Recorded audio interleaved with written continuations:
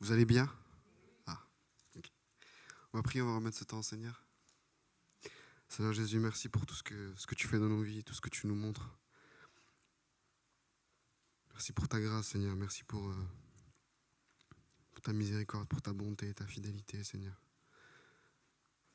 Merci pour tout ce que tu as souffert pour nous, Seigneur. Parce que c'est là ta gloire, c'est là où tu as montré ton amour, Seigneur. C'est dans tes souffrances, c'est dans tes difficultés, Seigneur. Merci encore, Seigneur Jésus. Amen. Bien, on va rester un peu sur le thème de la conférence. On va aller en Hébreux 11, 24, s'il vous plaît. Et si je devais donner un titre à mon introduction, ce serait les souffrances de la grâce.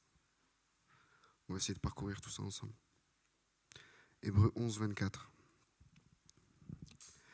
C'est par la foi que, devenu grand, Moïse renonça à être appelé fils de la fille du Pharaon, préférant être maltraité avec le peuple de Dieu que d'avoir la jouissance éphémère du péché.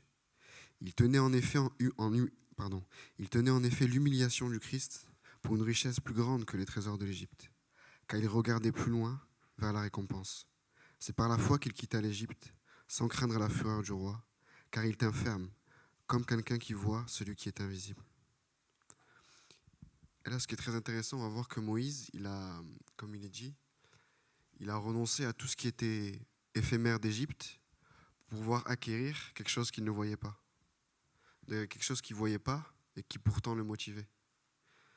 Et la question qui se pose, c'est est-ce que nous, dans nos épreuves ou dans nos difficultés, est-ce qu'on voit quelque chose qu'on ne voit pas? Est-ce que là où c'est difficile, là où ça nous travaille, là où on est au fond de nous-mêmes, est-ce qu'on voit la finalité? Ou est-ce qu'on voit juste la souffrance qui est en nous? Et là, Moïse, et plus loin même après avec Jésus, on va voir, il a vu quelque chose qu'il ne voyait pas, quelque chose qui lui était invisible, parce qu'il avait les yeux de la foi. Il avait la foi pour ce peuple, il avait la foi pour sa vie, et Jésus, c'est exactement la même chose. Quand on prend l'exemple, par exemple, on sait que la grâce, elle a été manifestée en Jésus-Christ, en la personne de Jésus-Christ. Et la question qui me venait à l'esprit, c'est, je sais pas, peut-être c'était peut-être un peu bizarre, question ouverte. Est-ce que vous pensez que Dieu a fait grâce à Jésus? C'est bizarre, hein? Je sais pas, peut-être que je suis bizarre, mais moi je pense que oui. Je pense que oui. Parce qu'on voit Matthieu 3,17 qui va dire « Voici mon fils bien-aimé, en qui j'ai mis toute mon affection. » Et le mot toute affection, c'est tout ce que j'aime, tout ce qui est pour moi, tout ce qui est de moi, tout ce qui est fait de moi. Tout ce qui est de moi, je l'ai mis en lui. Et comme on sait qu'en Jean 1, Jésus a été manifesté comme chair, comme la vérité et la grâce, donc Christ est la personne même de la grâce. Ça veut dire que tout regard, tout geste, toute parole, tout ce qui était lui, était la grâce et vérité. Ça veut dire que quand la femme l'a touché, qu'il y avait les pertes de sang, quand elle a été guérie, la grâce et la vérité sont intervenues. Alors que lui, il ne faisait peut-être pas attention. Quand il discutait avec Pierre, Pierre m'aimes-tu? C'était la grâce et la vérité. Quand il allait manger chez les gens, c'était la grâce et la vérité. Toujours en action. Toujours, toujours, tout le temps. Et ce qui est très, très paradoxal. En Matthieu 3,17, Dieu dit « Voici mon fils bien-aimé, voici mon fils bien-aimé, en qui j'ai mis toute mon affection. » Ça veut dire qu'il aimait plus que tout au monde. Vous êtes d'accord avec moi? En Jean 3,16 aussi. Pourtant, Matthieu 27, ce que Christ a subi, ce que la grâce a subi, c'est de la souffrance. En Matthieu 27, il a été... donc de nuit, Judas l'a trahi. Et donc toute l'armée romaine arrive avec Judas. Judas l'embrasse. Judas l'embrasse et il lui dit « Voici, c'est lui ». Donc les Romains le prennent. Il passe devant Pilate. Pilate lui dit « Est-ce que tu es le roi des Juifs ?» Il fait « Tu le dis, etc. » Et donc le peuple veut sévir Jésus. Bon, Pilate se lave les mains. Moi, ça m'a touché, on va dire. Donc Jésus va dans la cour de Pilate. Et en fait, c'est là où il y avait la cohorte. La cohorte, en fait, vous savez ce que c'est une cohorte? Une cohorte, c'est une dixième, c'est la partie militaire qui comporte 600 soldats. Donc une dixième de légion. Et en fait, dans cette cour, c'est là où Jésus s'est fait tabasser, on va dire. C'est là où il a été battu de verge. Donc vous imaginez seul Jésus avec 600 soldats romains qui l'ont déshabillé, qui lui ont craché dessus, qui l'ont insulté, qui lui ont mis un habit de pourpre, qui se sont moqués de lui, qui lui ont donné une verge, un roseau, qui ont fait salut roi des Juifs, qui se sont moqués de lui, qui l'ont tabassé, qui l'ont défiguré à 600. Vous imaginez 600 soldats romains sur Jésus. Enfin, ils n'étaient pas 600 sur lui, mais 600 étaient là. Parce que dans la Bible, il est dit que c'était toute la cohorte. Donc les 600 soldats romains ont vu Jésus se faire tabasser. Cette personne est la grâce et la vérité. Cette même personne qui est la grâce et la vérité, elle a souffert tout ça. Pourquoi ? Parce qu'elle voyait quelque chose qui était invisible.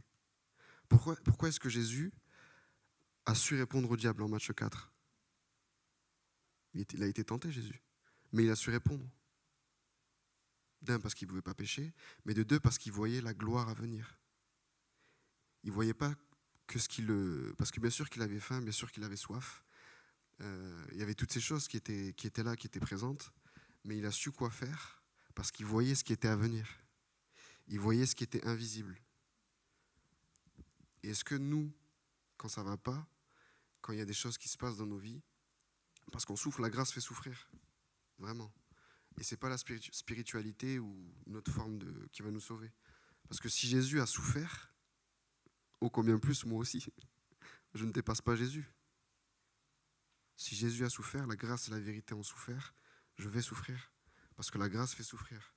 Mais heureusement, la souffrance, disait C.S. Lewis, c'est le mégaphone de Dieu. Donc Dieu nous attire par la souffrance. Pas toujours, mais souvent. C'est un des préceptes qu'il utilise pour pouvoir nous attirer à lui. Et si dans les moments difficiles, on ne remercie pas Dieu de l'avoir mis sur notre chemin, c'est qu'on n'a pas compris le cœur, le caractère et la grâce de Dieu. Je répète, si on ne remercie pas Dieu pour les épreuves difficiles qu'on subit et qu'on vit, c'est que nous n'avons pas compris la grâce et le cœur de Dieu, ni son caractère. Donc Jésus, car il est tenu ferme et il voyait ce qui était invisible.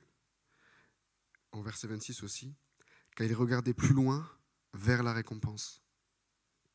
C'est la même chose. Est-ce que quand je subis des choses, je regarde vers la récompense ?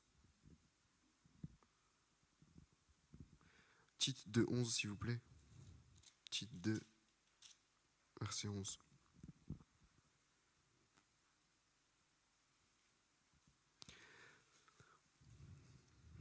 Car elle s'est manifestée, la grâce de Dieu, source de salut pour tous les humains. Elle nous apprend à renier l'impiété et les désirs de ce monde et à vivre dans le temps présent d'une manière pondérée, juste et pieuse, en attendant la bienheureuse espérance et la manifestation de la gloire de notre grand Dieu et Sauveur, Jésus-Christ. Là encore une fois, la grâce qui a souffert, cette même grâce qui a souffert et qui est la vérité, c'est elle qui nous apprend à renier toutes ces choses. Moïse, quand il a renié toutes ces choses, c'est parce qu'il a vu que la grâce était manifestée à ses yeux. Il a vu Christ, il a vu le projet, il a vu plus loin. C'est ce qui l'a poussé, c'est ce qui l'a attiré à ne pas aller vers le péché éphémère de l'Égypte. C'est cette même grâce qui a souffert pour nous, qui nous dit tous les jours, il y a mieux, vois plus loin. Et cette grâce qui s'est manifestée. Que Dieu vous bénisse.